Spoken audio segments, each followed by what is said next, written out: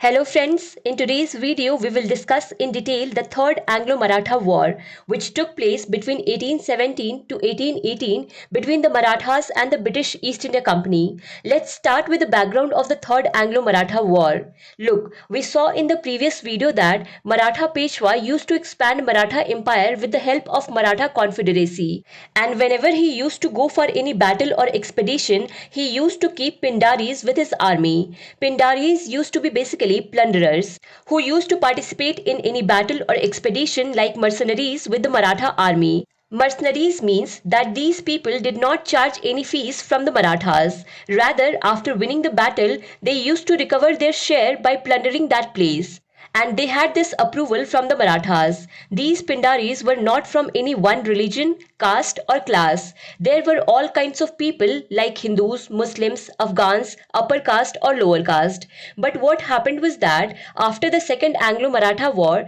the Marathas had become very weak. The control of the British East India Company was increasing over them.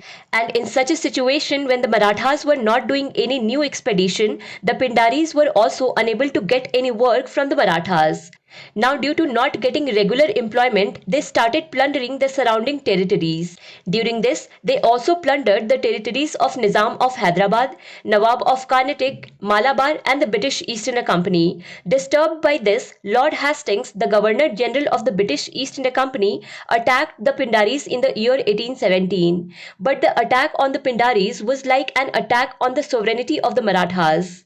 Now, one thing to be noted here that Lord Hastings started the campaign to eliminate Pindaris in 1817. This campaign ended in 1818, and during this time the Third Anglo-Maratha War also took place. That is, during this video when we will be discussing the Third Anglo-Maratha War, then the Pindari War will also be going on in the background. So the first reason for the Third Anglo-Maratha War was that the attack on the Pindaris was an attack on the sovereignty of the Marathas, because of which the Marathas wanted to teach a lesson to the British East India Company. Because of the Subsidiary Alliance Treaty that was signed during the Second Anglo-Maratha War, the British East India Company had established its residencies in the capital of each Maratha chief. And the British residents who lived in these residencies used to keep an eye on each and every Maratha chief, whether any kind of conspiracy is happening. Apart from this, some financial issues were going on between Maratha chief Gaikwad and the Peshwa. And when Gaikwad sent his minister Gangadhar Shastri to Pune to settle financial issues, the Peshwa's minister Trimbakji Dangalia killed Gaikwad's minister. And because Gaikwad was completely under the influence of the British East India Company, that's why, in support of Gaikwad, the British East India Company pressurized the Peshwa to hand over Danglia to the British East India Company. Peshwa was helpless, and even without wanting, Danglia had to be handed over to the British East India Company. The British East India Company also suspected that the Peshwa was conspiring against the company. So in June 1817, the British East India Company signed a treaty with the Peshwa. The name of this treaty was Treaty of Pune. With this treaty, the British East India Company captured many territories of Peshwa and got it written from Peshwa that he would neither collect any kind of tax from Gaikwad, nor would he join hands with any other Indian power or would have any relation. So these were the two main reasons of Pindari War and Treaty of Pune, because of which Peshwa wanted to teach lesson to the British East India Company, and for this he quietly talked with the other Maratha chiefs whether they would support him. See, during the Second Anglo-Maratha War, the British East India Company had signed separate treaties with the Maratha Confederacy, tried their best to divide them. But still there was a bond between the Maratha chiefs and the Peshwa. Bhosle, Sindhya and Holkar were still ready to support Peshwa, and there was no hope from Gaikwad because of him the Pune Treaty was done, and now the Maratha chiefs were not the same as before. Sindhya and Holkar were not as strong as before.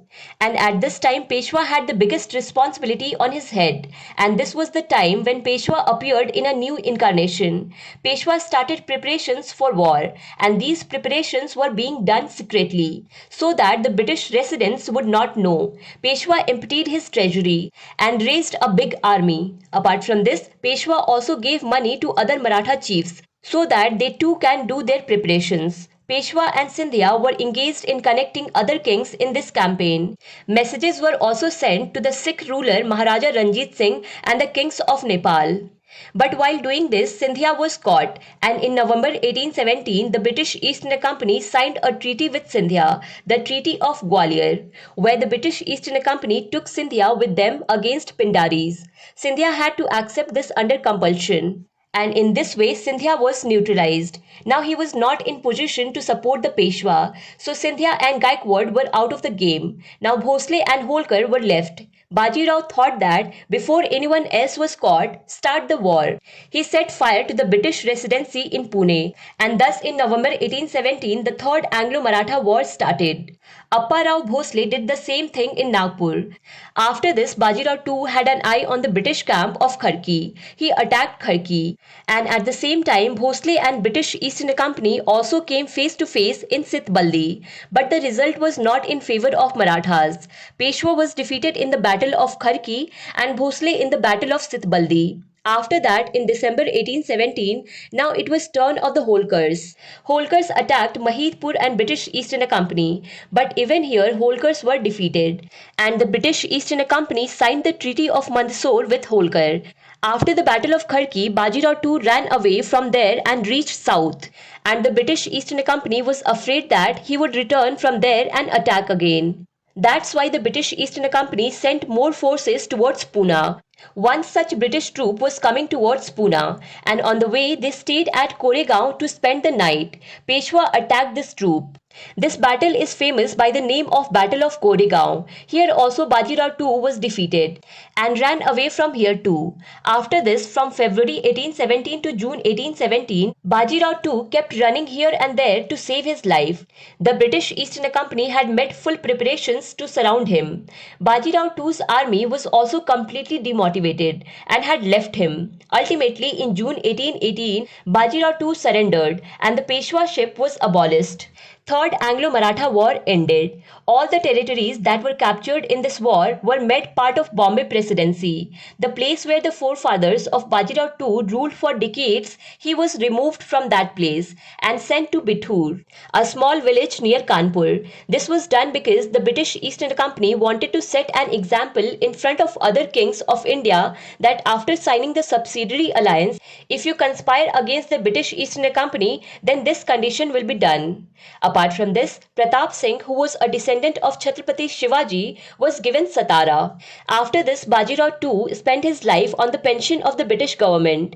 Along with the Marathas, in the year 1818, the Pindaris were also wiped out. Pindari leader Amir Khan and Karim Khan surrendered and Chitu Khan fled into the forest.